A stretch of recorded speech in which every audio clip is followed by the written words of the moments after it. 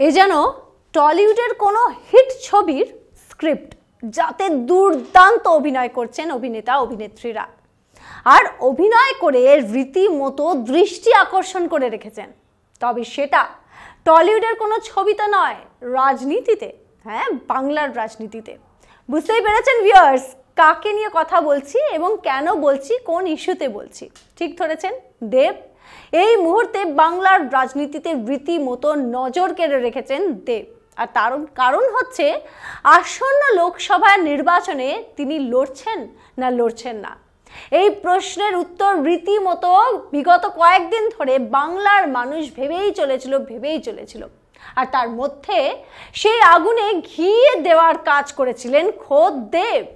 Social মিডিয়ায় post যে সংসদের একেবারে শেষ দিন আজ, রীতিমতো তোলপাড় হয়ে গেছিল তাহলে কে দাঁড়াচ্ছে ঘাটাল থেকে। জল্পনা ছিল অনেক, অন্য কোনো দলে কি যোগ দিচ্ছেন দেব, কি কারণে ছাড়ছেন সাংসদ পদ।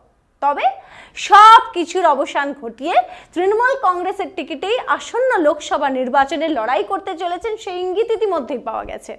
তাহলে এই সমস্ত কিছু নাটক কেন, প্রশ্ন উঠছিল রাজনৈতিক মহলে। আর দিলীপ ঘোষ তার উত্তর দিয়েছেন, বলেছেন নির্বাচন সামনে আসছে, এমন অনেক কিছু কাজ হবে যা করে দৃষ্টি আকর্ষণের চেষ্টা চালানো হবে। কি বলেছেন দিলীপ ঘোষ আক্রমণাত্মক সুরে, শুনে নেব একবার। সব রাজনৈতিক স্টান্ট সব চলতে থাকবে, যত ইলেকশন আসবে এই ধরনের খবর হবে, এইভাবে চর্চার মধ্যে আসার চেষ্টা হবে।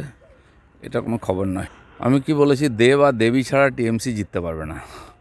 দেবকে নিয়ে চলছে, আর একজন দেবীকে খুঁজে পাওয়া যাচ্ছে না। সেখানে আগুন জ্বলছে সন্দেশখালিতে, মহিলারা অত্যাচারিত, দিনের পর দিন ধর্ষিতা, তারা ঝাঁটা লাঠি নিয়ে রাস্তায় দাঁড়িয়ে টিএমসি নেতাদের তাড়া করছে, পুলিশকে তাড়া করছে। সেখানকার এমপিকে খুঁজে পাওয়া যাচ্ছে না। তিনি chocolate day, dog day, cat day, কী ডে পালবে, ভ্যালেন্টাইন ডে করবেন। এরকম নেতা লোকদেরকে ভোট দেয় যাদের সামান্য সেন্সিটিভিটি নেই, কোনো স্টেটমেন্ট নেই, কোনো কথা নেই। কমপক্ষে ওনার যাওয়া উচিত ওখানে, একজন মহিলা হিসাবে, মহিলাদের দুঃখের সময় তাকে পাওয়া যাচ্ছে না। তো এরকম দেবীদের ভোট দিলে এরকমই হবে। একেবারে দেবের সঙ্গে ঘাটালে যার মতের বিরোধ ছিল, সেই শঙ্কর দলুইকে রীতিমতো সরানো হয়েছে তার পদ থেকে। ভিউয়ার্স, দেখা গেল সমস্ত কিছু ফেসবুকের পোস্ট বলুন, সোশ্যাল মিডিয়ায় কথাবার্তা, দেব দাঁড়াবেন নাকি দাঁড়াবেন না, সব বরফি গলার একটা ইঙ্গিত পেয়েছিল। কখন বলুন তো, যে সময় তৃণমূল কংগ্রেসের যুবরাজ সঙ্গে বৈঠক করেছিলেন দেব, আর সেই সময় একটা ইঙ্গিত পাওয়া গিয়েছিল যে বরফ গলার সম্ভাবনা রয়েছে। কারণ এই শঙ্কর দলীয়ের সঙ্গে সম্পর্কে কিছু একেবারে টানাপোড়েন চলছিল দেবের রাজনৈতিক সম্পর্কে, আর সেখান থেকেই সূত্রপাত। তবে শেষমেশ দেবের মনকেই মান্যতা দিল তৃণমূল কংগ্রেস। তার কারণ আসন্ন লোকসভা নির্বাচনে ঘাটাল থেকে দেবী যে এই লড়াইটা করবেন সেটা একেবারে ভেবে রেখেছে তৃণমূল কংগ্রেস। অন্য কাউকে ঘাটাল থেকে দাঁড় করানোর কথা এই মুহূর্তে তৃণমূল কংগ্রেস ভাবতেও পারে না। এই চর্চা তুঙ্গে রয়েছে দলের ভেতরে। তবে অন্যদিকে যেটা দেব বলেছেন যে কেন্দ্র সরকারের কাজের থেকে সন্তুষ্ট না, তাহলে কার থেকে সন্তুষ্ট?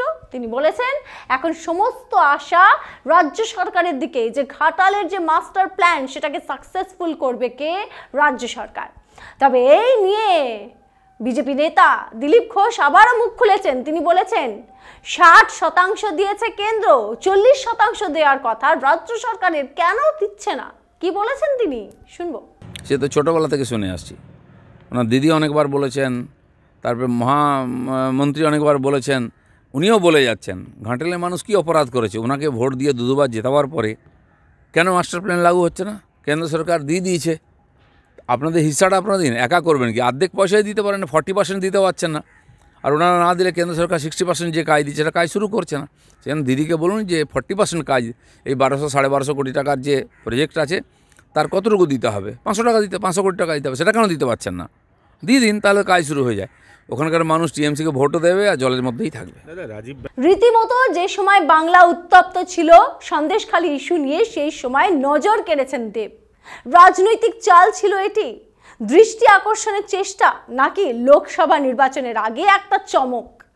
বিজেপি বলছে, পদ্মশিবির পরিষ্কার বলছে যে যত নির্বাচন এগিয়ে আসবে এই ধরনের চমক দেখা যাবে। তবে সেই চমক দিতে কিন্তু বিজেপিও পিছনে থাকে না।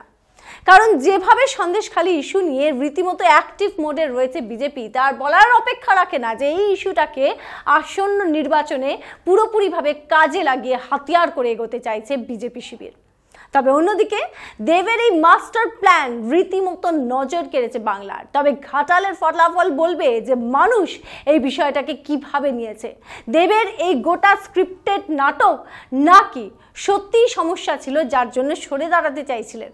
সাধারণ মানুষ বলছে বা আলোচনা রয়েছে যে লোকসভা নির্বাচনের আগে একেবারে টলিউডের কোনো ছবির মতোই স্ক্রিপ্টেড একটা নাটক চলছিল, তবে মঞ্চটা ছিল রাজনৈতিক মঞ্চ। আপনাদের মতামত অবশ্যই আমাদেরকে কমেন্ট করে জানাবেন। দেখতে থাকবেন ডিজিটাল খবরিলাল। আবার একটা নতুন টপিক নিয়ে আপনাদের সঙ্গে দেখা হবে। সাবস্ক্রাইব করে নেবেন। খবর আপনাদের, নজর আমাদের। ডিজিটাল খবরিলাল, খবর আপনাদের, নজর আমাদের।